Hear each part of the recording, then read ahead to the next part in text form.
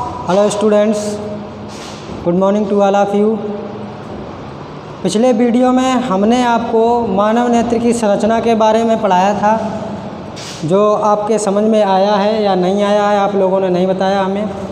कोई बात नहीं, अगर जहाँ पर समझ में नहीं आता है तो हमें या तो पर्सनल नंबर पर बताएं या हमारे ग्रुप में बताएं। तो आज हम बात करेंगे नेत्र की समंजन क्षमता की।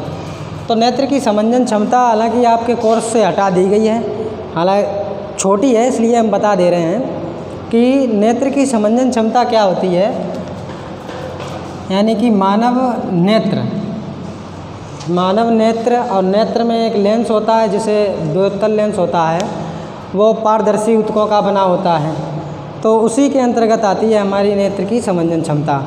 तो नेत्र लेंस द्वारा हम इसे कह सकते हैं कि नेत्र लेंस द्वारा फोकस दूरी को आवश्यकता अनुसार समंजन क्षमता क्या है कि नेत्र लेंस द्वारा फोकस दूरी को आवश्यकता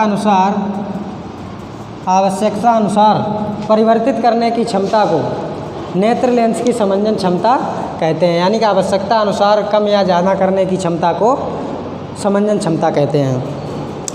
तो एक बार और देख लें कि क्या है समंजन क्षमता। क्या है कि नेत्र लेंस द्वारा फोकस दूरी को आवश्यकता अनुसार परिवर्तित करने की क्षमता को समंजन क्षमता कहते हैं।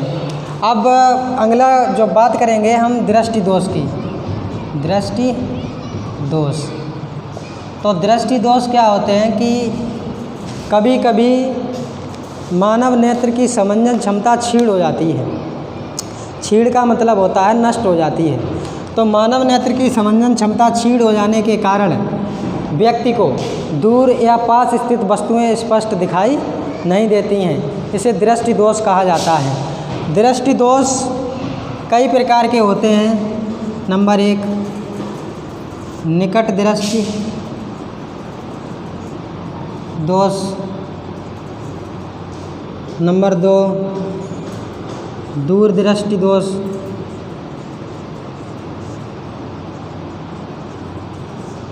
तीसरा है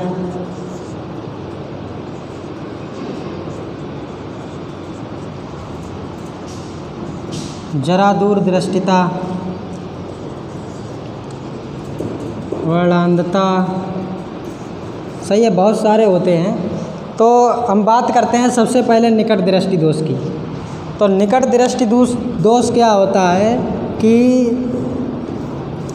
इसे हम कह सकते हैं कि निकट दृष्टि दोष से पीड़ित व्यक्ति को निकट की वस्तुएं तो स्पष्ट दिखाई देती हैं, परंतु दूर की वस्तुएं स्पष्ट दिखाई नहीं देती हैं। ऐसे दोष को निकट दृष्टि दोष कहते हैं। यानी कि जौन सा दोष होता है वही वस्तुएं स्पष्ट दिखाई देती हैं। तो इसमें क्या है कि निकट की वस्तुएं स्पष्ट दिखाई देंगी और दूर की वस्तुएं स्पष्ट दिखाई नहीं देती हैं। इसके कारण होते हैं, 2 कारण होते हैं। पहला तो होता है कि नेत्र लेंस की वक्रता त्रिज्या है वो बढ़ जाती है, जिससे उसकी फोकस दूरी भी बढ़ जाती है। दूसरा पॉइंट है कि नेत्र के गोलक का व्यास बढ़ जाता है, जिससे उसके जो प्रतिबिंब है, वस्तु का प्रतिबिंब, वो रेटिना पर ना बनकर रेटिना से पहले बन जाता है। तो पहला पॉइंट है कि नेत्र लेंस की वक्रता त्रिज्या बढ़ जाती है, जिससे उसकी फोकस दूरी भी बढ़ जाती है।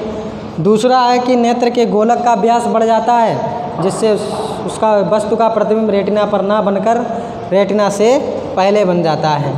ये तो कारण हो गए। अब इसकी निवारण की बात करेंगे। निवारण का मीन समाधान। तो निवारण इसका है कि निकट दृष्टि दोष को दूर करने के लिए उच्च फोकस दूरी वाले अवतल लेंस का उपयोग किया जाता है। निकट दृष्टि दोष को दूर करने के लिए उच्च फोकस दूरी वाले लेंस का उपयोग किया जाता है, अवतल लेंस का उपयोग किया जाता है। अब बात करेंगे दूर दृष्टि दोष की।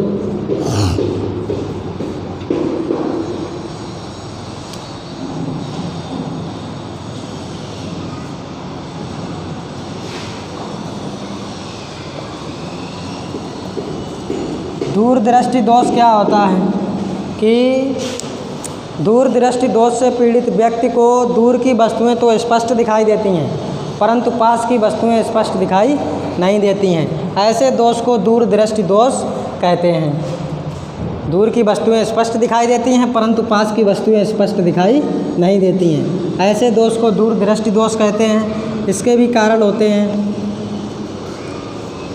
इसके कारण क्या है कि 2 कारण होते हैं। पहला है कि इसकी वक्रता त्रिज्या कम हो जाती है जिससे इसकी फोकस दूरी भी कम हो जाती है। वक्रता त्रिज्या कम हो जाती है जिससे फोकस दूरी भी कम हो जाती है। दूसरा कारण है कि नेत्र के गोलक का व्यास घट जाता है। नेत्र के गोलक का व्यास घट जाता है जिससे वस्तु का प्रतिबिंब रेटिना के पीछे बनता है। सही है। अब इसके निवारण की बात करें तो इसका निवारण है निकट दृष्टि को दूर दृष्टि दोष को दूर करने के लिए उच्च फोकस दूरी वाले उत्तल लेंस का उपयोग किया जाता है। यानी दूर दृष्टि दोष के निवारण के लिए उच्च फोकस दूरी वाले उत्तल लेंस का उपयोग किया जाता है। अगला दोष हमारे पास है जरा दूरदृष्टिता।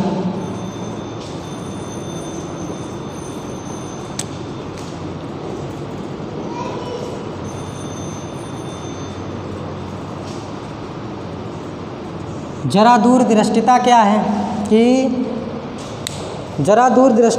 कि व्यक्ति की आयु बढ़ने के साथ साथ उसकी समंजन क्षमता जो है वो कमज़ोर हो जाती है और व्यक्ति को दूर तथा पास की वस्तुएं स्पष्ट दिखाई नहीं देती हैं। दूर तथा पास की वस्तुएं स्पष्ट दिखाई नहीं देती हैं। और इस दोष को दूर करने के लिए द्विफॉक्सी लेंस का उपयोग किया जाता है।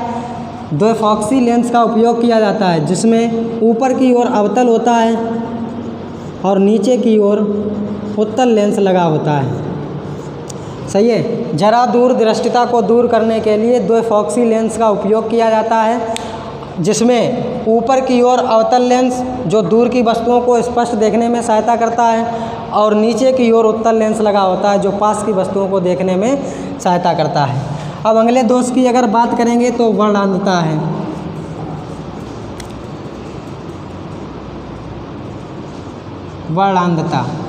वर्णांधता का मीन्स होता है कि जो वर्णांधता रोग है वो व्यक्ति की आँख में जन्मजात से होता है, यानी कि जन्म से ही होता है। इसमें क्या होता है कि मनुष्य कुछ निश्चित रंगों में अंतर स्पष्ट नहीं कर पाते हैं और इसका कोई इलाज भी नहीं है। तो इसे हम लिख सकते हैं कि वर्णांधता से पीड़ित व्यक्ति को रंगों में अंतर स्पष्ट करने में तकलीफ़ होती है, अर्थात वो रंगों में अंतर स्पष्ट नहीं कर पाता है और यह रोग व्यक्ति की आँख में जन्मजात से होता है, इसका कोई उपचार नहीं होता है। अब दूसरी बात करेंगे, अगली बात करेंगे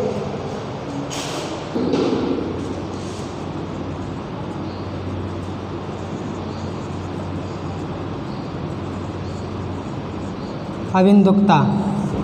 ये अबिंदुकता एक प्रकार का रोग ही होता है। इसमें क्या होता है कि समान दूरी पर रखी क्षैतिज तथा ऊर्ध्वाधर, क्षैतिज का मीन्स होता है नीचे की ओर और ऊर्ध्वाधर का मीन्स होता है ऊपर की ओर, यानी नीचे और ऊपर की ओर समान दूरी पर रखी वस्तुएं एक साथ स्पष्ट रूप से दिखाई नहीं देती हैं। तो हम इसे लिख सकते हैं कि अबिंदुकता से पीड़ित व्यक्ति को समान दूरी पर रखी क्षैतिज तथा ऊर्ध्वाधर वस्तुएं एक साथ स्पष्ट रूप से दिखाई नहीं देती हैं। इसका कारण होता है कि कार्निया की अनियमितता, गोलाई में अनियमितता के कारण, यानी कि जो कार्निया की गोलाई होती है वो सही ढंग से नहीं होती है। सही है। और इसके निवारण के लिए हम क्या करेंगे कि उचित फोकस दूरी तथा अधिक वक्रता त्रिज्या वाले बेलनाकार लेंस का उपयोग करते हैं। यानी कि अबिंदुकता के निवारण के लिए उचित फोकस दूरी वाले तथा उचित वक्रता त्रिज्या वाले बेलनाकार लेंस का उपयोग किया जाता है। तो दृष्टि दोष हमारे पास जितने भी थे हमारे सिलेबस में वो हो गए हैं। अब आगे कल टॉपिक देखेंगे क्या है हमारे पास। तब तक के लिए धन्यवाद।